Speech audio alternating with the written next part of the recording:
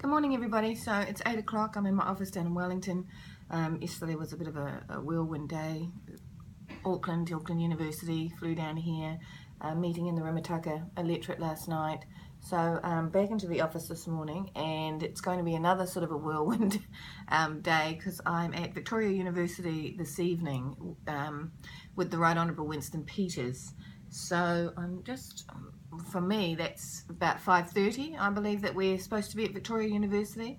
I'm going to outline the tertiary policy, and the Right Honourable Winston Peters is obviously going to speak on other issues, and we're both there to answer questions and provide answers. So we're looking forward to that. The policy area I wanted to talk about today with regard to education is actually pre the compulsory sector.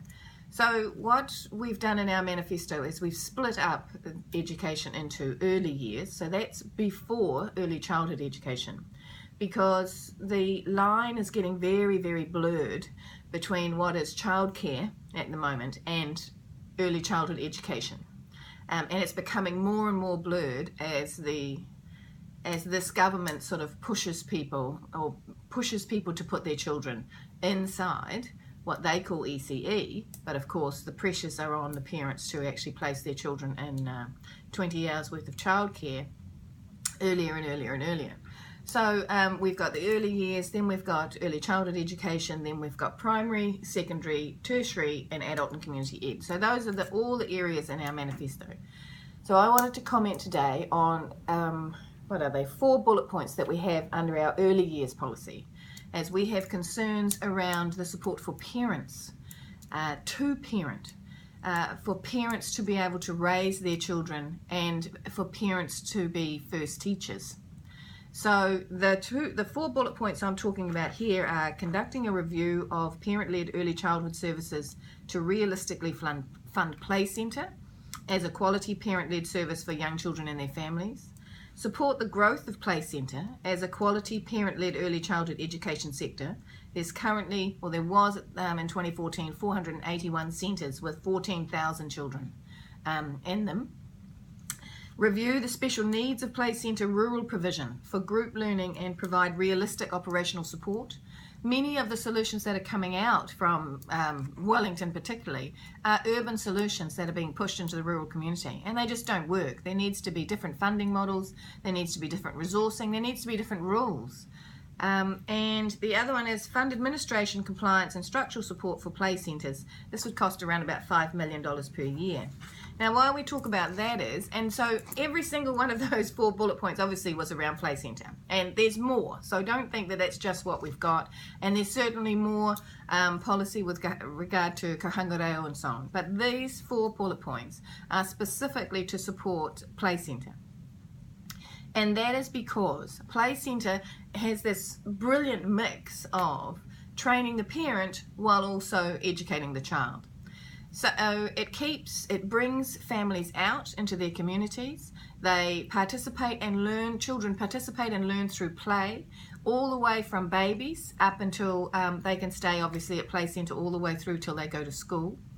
There is a model in Play Centre where parents can earn credits towards educational credits, that they understand how this learning took place.